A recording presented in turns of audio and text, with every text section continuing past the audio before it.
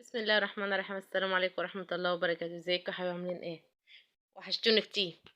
تعالوا بقى يلا نشوف فطار النهارده ايه. يلا. بسم الله الرحمن الرحيم. احنا معانا كفتة لحمة، ومعانا رز خلطة. يلا نشوف هتتعمل رز بالخضار والكبد والقوانص. يلا نشوف هيتعمل ازاي. جبنا احنا هنا نص كيلو لحمة، معانا بصلاية وقرن فلفل وقرن شطيطة. نفرم البصلاية في الكبة، ونفرم معاها القرن الشطيطة والقرن الفلفل والطماطمايه. وهنجيب البهارات بتاعتها: ملح وفلفل اسمر وبابريكا، بس مفيش اكتر من كده. هنفرم بقى الحاجات اللي احنا قلنا عليها ديت في الكبة، ونقوم ماسكينها مع اللحمة، ونلف نعجنها في بعضها لغاية ما تمتزج في بعضها كده وتبقى حلو. هنعمل احنا بقى هنا الرز بقى معانا. جبنا كان عندي كبد وقوانص. جبت القوانص اتقطعت حتت صغيره، وهنشفها في المقلايه خالص لما تنشف خالص وحبات تبقى حلوه عشان الزفاره اللي فيها. وهنقوم ردين وراها الكبده.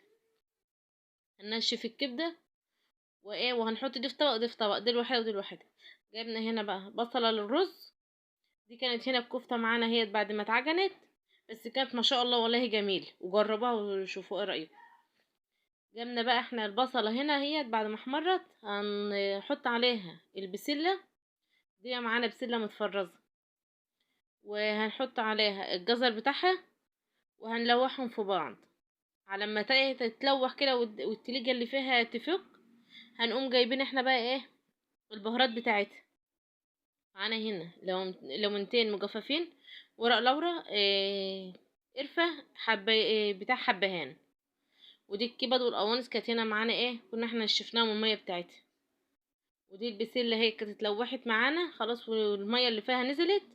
هنفضي بقى عليها الكبد والقوانص، وهنديها تلويح، وهنحط لها فلفل اسمر والتوابل اللي احنا قلنا عليها، اللي هي لوحدها دي، اللي هي الناشفة دي.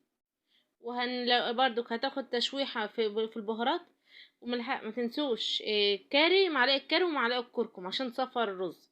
مش عاوزين تصفر الرز عادي، اعملوه زي ما هو كده، ما تحطوش عليه لا كاري ولا كركم، اي حاجة اللي عندكم. جبنا هنا بقى الرز. احنا كده كنا خدناها تشويحة بقى بالبسلة بالخضار، البسلة والكبد والقوانص خدناها تشويحة، وحطينا لها هنا الملح بتاعها اهوت، ونحط لها ميتها. وطعمه جميل جميل صراحة يعني جدا.